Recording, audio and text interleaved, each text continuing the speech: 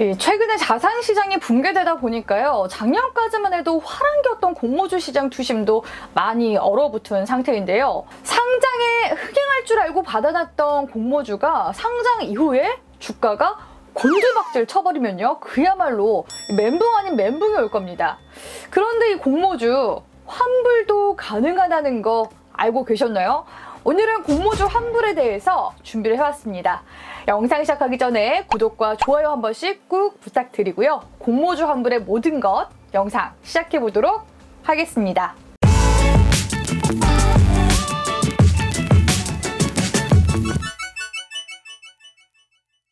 주식 처음 한 사람 환불 가능할까요? 현재 하이브로 사명이 변경된 빅히트 상장 전까지만 해도 IPO 대어로 시장에서 뜨거운 관심을 받았었지만요. 상장 이후 주가가 하염없이 흘러내리면서 빅히트 관련 주식 게시판에는 주식 환불 문의가 몇 번이나 올라왔었습니다. 이후 각종 커뮤니티에서는 주식에 대해서 아무것도 공부하지 않은 채 묻지마 투자를 한 투자자들을 비꼬는 주식을 환불해달라는 짤이 돌아다니게 되는데요. 이 주식은 위험자산이자 원금 보장이 안 되는 금융상품이기 때문에 원칙적으로는 이 환불이라는 개념 자체가 없습니다. 그런데 이 공모주는요, 환불이 되는 공모주가 있긴 있다는 거 모르시는 분들 많으실 것 같은데요. 영상 제목에서 자세히 보신 분들은 이미 눈치채셨을 것 같기도 합니다. 바로 이 공모주를 되사주는 환매 청구권. 이 환매 청구권 때문에 일부 공모주들은요, 환불이 가능합니다.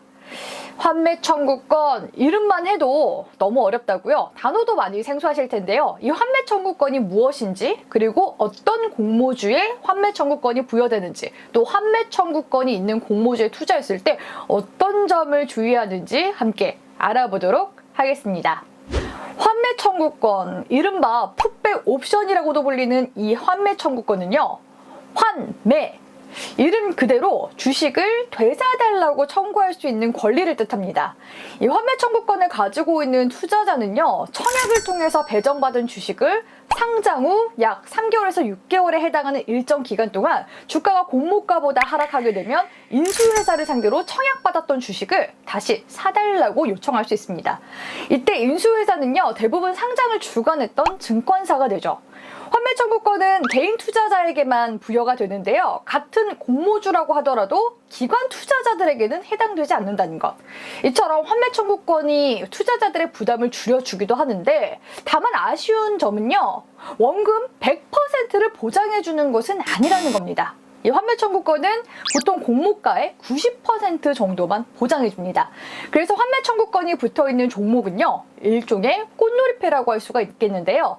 상장 이후 주가가 오르면 오른 대로 수익을 챙기시면 되고요. 만약 주가가 공모가보다 크게 떨어진다고 하더라도 청약을 받았던 증권사에서 공모가의 90% 가격으로 주식을 되사주기 때문에 투자자들의 손실은 마이너스 10%를 넘지 않습니다. 그래서 공모주에 환매 청구권이 있으면 신뢰도가 아주 높은 주식이라고 할 수 있죠. 환매 청구권이 있는 공모주의 경우 상장 이후에도 주가 하방 압력도 상대적으로 낮은 편인데요. 주가가 공모가보다 떨어지게 되면 공모주 투자자들은요, 당연히 환매 청구권을 행사를 할 거고요. 그러면 자연스레 매물이 줄어드는 효과가 있습니다. 이처럼 장점이 많은 공모주 환매 청구권, 어떤 공모주에 환매 청구권이 부여될까요? 환매 청구권이 있는지 없는지를 확인하시려면요, 증권신고서나 투자설명서를 찾아서 환매 청구권이라고 검색을 하시면 되는데요. 환매 청구권에 대한 설명이 없는 종목은 환매 청구권을 부여하지 않습니다 라고 쓰여 있고요. 환매 청구권 행사가 가능한 종목은 관련 설명이 길게 쓰여 있을 겁니다. 최근에 상장한 오픈엣지 테크놀로지의 경우 공모가는 1만 원으로 상장 당일에는 변동폭이 크게 나오면서 공모가 대비 마이너스 5%대까지 빠지기도 했지만요. 이후 공모가 대비해 50% 가까이 주가가 치솟았습니다. 환매 청구권이 있는 걸 사전에 알고 매수를 했다면요, 당일 주가가 빠지더라도 여유롭게 가져갈 수 있었겠죠. 만약 환매 청구권에 대한 정보를 몰랐던 투자자였다면요, 상장 당일 손해를 보고 매도했을 수 있을 겁니다. 그러니 공모주에 투자를 할 때는요, 환매 청구권에 대한 정보는 미리 체크를 해두시는 것이 좋겠죠. 그럼 어떤 공모주에 환매 청구권이 붙는지 궁금하실 것 같은데요. 코스피 상장 기업의 경우에는 환매 청구권이 없습니다. 보통 적자 기업들이 환매 청구권을 부여하고 하는데요. 이 코스피 같은 경우 적자 기업이어도 예상 시가총액이 1조 원을 넘으면 상장을 할 수 있어서요. 최근 소카 같은 유니콘 기업들은 대부분 코스피로 상장했습니다. 반면에 코스닥의 경우 적자 기업이 상장을 하려면 방법들이 까다로운데요. 과거 가장 흔했던 방법은 기술평가 특례 상장이 있었는데 주로 바이오 기업들이 이 방식으로 상장을 많이 했었습니다. 하지만 기술평가 특례 상장 시 환매 청구권은 부여가 되지 않죠. 다른 방식으로는 테슬라 요건과 성장성 추천 특례가 있는데요. 이 둘의 차이는 뭐냐? 바로 시총 규모에 있다고 보시면 됩니다. 테슬라 요건의 경우 미래 전망도 좋고 시가총액도 큰 회사라면요. 성장성 추천은 상장 주관사가 추천하는 성장기업, 이 정도로만 이해하시면 될 것 같습니다. 테슬라 요건과 성장성 추천 특례 상장의 경우 둘 다 환매 청구권이 부여가 됩니다. 테슬라 요건으로 상장하면 3개월까지, 성장성 추천 특례로 상장하게 되면 6개월까지 환매 청구권을 부여받으실 수 있습니다. 자, 그렇다면 이 환매 청구권은요, 어떻게 행사를 해야 할까요? 환매 청구권을 행사하려면 공모주를 받았던 증권사 영업점을 방문하시거나 고객센터에 전화를 하시면 친절하게 안내를 받으실 수 있는데요. 요즘 같은 비대면 시대에서는 증권사 홈페이지나 HTS를 통해서도 환매 청구권 행사가 가능합니다. 이 환매 청구권을 행사하게 되면 보통 행사 당일 결제 대금이 입금이 되고요. 만약 전산 문제로 당일 입금이 불가능할 때에도 결제일 내에 지급이 완료되니까요. 참고하시면 좋겠죠? 끝으로 환매 청구권을 행사할 때 주의해야 할 점에 대해서 얘기를 해드릴 건데요.